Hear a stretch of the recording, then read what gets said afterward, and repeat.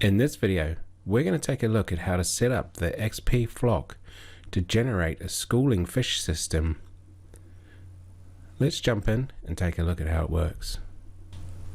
Here we are inside of Cinema 4D, and the first thing we're going to do is going to add some more time onto our timeline.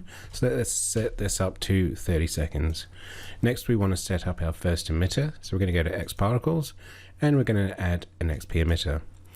Let's label this so we know what we're talking to straight away, and we're going to call this one xp school, and this is our school of fish.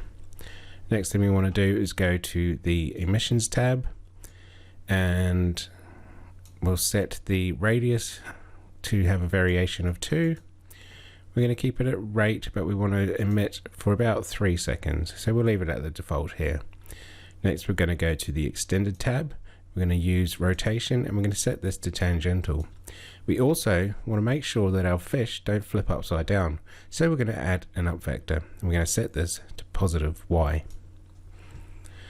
Next thing, we'll go to the display tab, and we'll set these to filled arrows, and we'll use a gradient parameter, and the parameter we want to use is direction. So if we push play, we're just going to get these arrows. Let's scale out our emitter so that we got a wider group of particles, and that's going to be our school of fish. So let's add the xpFlock from the xParticles Dynamics xpFlock menu, and before we do anything, let's have a look at the UI and the workflow. So the xpFlock has 3 quick tabs. We have Behaviours, Reactions, and Avoidance. Behavior are the rules that are involved with flocking systems, so you can add these up as a layer, which means you don't have to have all of the types of rules for one system. So let's add alignment, separation, cohesion, periphery, and chaos. As you can see, we have these rules are the rules that are going to control and govern what our flock do. The next section is called reactions, and inside of reactions you have different types of objects such as pursuit, flee, arrive, and orbit, and we'll look at these when we get to this part of the system. But these, when you generate them, will create an object that is a child of the xpFlock, which means it can be moved around inside of space. The last tab is the Avoidance tab, and that is where you add objects that the flock will avoid. So let's go back to our Behaviours tab, and we'll set up our school. So the first thing I want to do is we want to make sure that our maximum speed is a lot lower. So we're going to look at something like 165. We're going to go to the alignment, and we're going to drop the velocity matching weight down to 15. We're going to leave separation as it is. Cohesion, we're going to set the cohesion radius to 50. The position matching weight, we're also going to drop to 15%. And then in the periphery, we're going to set this to 160. The chaos we can leave as it is. Now if we push play, you'll note that the particles start forming these nice little schools and forming off into like sort of tendrils. This is looking good, and it's almost what we want. However, we want to come back to the behavior of this school once we set up a few other things.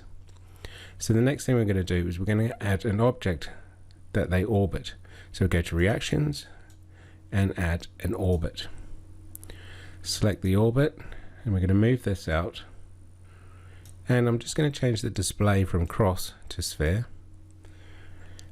With the orbit, we have the activation range, and it's set to a distance, which means the distance is 50 centimeters away from this origin. I want to set this so that it's set to infinite, which means it's always active anywhere within the scene, so the flock will always be drawn to this, to orbit. Timing mode we're going to leave as always, and the strength we're going to set to about 20%. So let's push play, And now you can see they're drawn to this orbit object, and they're going to start just flickering and swimming around it. It's not quite right, so we're going to drop this strength down to 10 again. We're also going to go back to the flock, behaviors, and we're going to increase the separation distance because we want them to be a bit more separate than this. So let's set this to 20. That keeps them a bit further apart. Okay, next thing we're going to do is have a look at this chaos, and let's increase the chaos multiplier to something like 15%. Okay, that looks a bit better.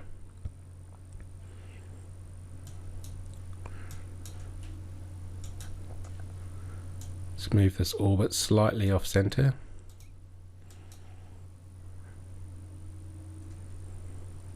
So now we have our school of fish, and they're just basically reacting. They're just going to be attracted to this, and that's about it. So what we want to do is we want to give them something that chases them.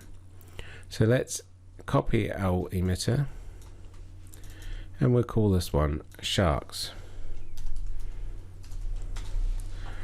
I'm going to bring this over, rotate it, make it slightly larger. And then in the display, I'm going to set this to just a single color, and we'll set this to red. So we have red sharks. I'm going to copy this color onto the icon color so that the icon changes color and the viewport as well. Let's go to the emissions tab, change this to shot, and we're going to set this to 12. So we shoot out 12 sharks. Let's give these guys a radius of about 12, and we'll push play. So there are our sharks, and nothing's going to happen. And nothing's happening because we haven't told the system what we want to do with them. What we want to do is we want to make these the enemy sharks. So we're going to go back to the flock, reactions, and we're going to add a flee. So the flee reaction is telling the system that we want to flee from either this object, so they can be scared of this viewport object, or they can be scared of particles, and that's what we're going to set up. So let's set it up with an activation range of about 150 centimeters from each of these sharks. Timing mode again, we're going to set this to always. The flee type, we're going to set this to all, which means everything inside of the school is going to be targets. And then the emitter mode, set to emitter, not groups. And then we want to say which ones are the friendlies, and the friendlies are our school, and the enemies are our sharks. Let's go back to 0 and push play. And now you'll see when they get close enough to the sharks, they'll start swimming away.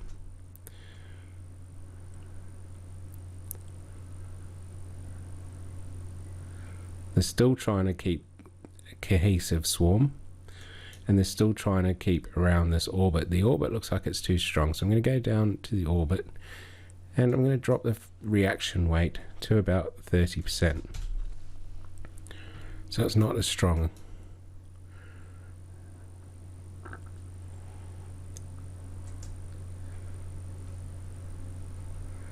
Our flock has now lost a bit of its cohesion. So if we go back to the flock, behaviors, cohesion, and we can add a little bit into the center position weight. Let's set this to 1%. And you can see it keeps it slightly more cohesive. They want to stay together, they want to keep their flock, but they're still scared of the sharks. Now the sharks are not very aggressive, and they're not swimming very fast. So what we can do with these guys is we can give them their own modifiers. So we're going to go to X particles, modifiers, motion, add a turbulence, and we're going to make sure the turbulence isn't talking to our flock because we're happy with what's this doing. So with the emitter school, we'll go to modifiers, and we'll drop the turbulence modifier into the list, and by default it's set to be excluded. The icon here means exclusion. If you click it, that means the tick means it's included. So we're going to keep it at the default of excluded. That means we can now increase the strength of this, and it's only controlling the sharks, just to give them a bit more life and a bit more aggression.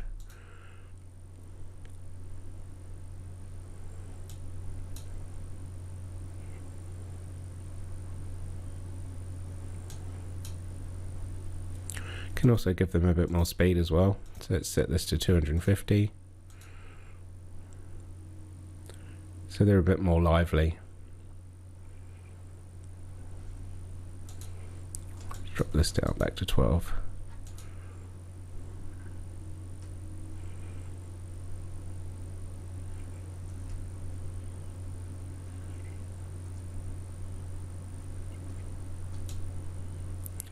So you can see we've got this really nice swarming system of fish running away from the sharks, but still trying to be cohesive, trying to keep together with their school, and also trying to keep together by flowing around the orbit, creating this really nice flowing system that looks really natural with very little.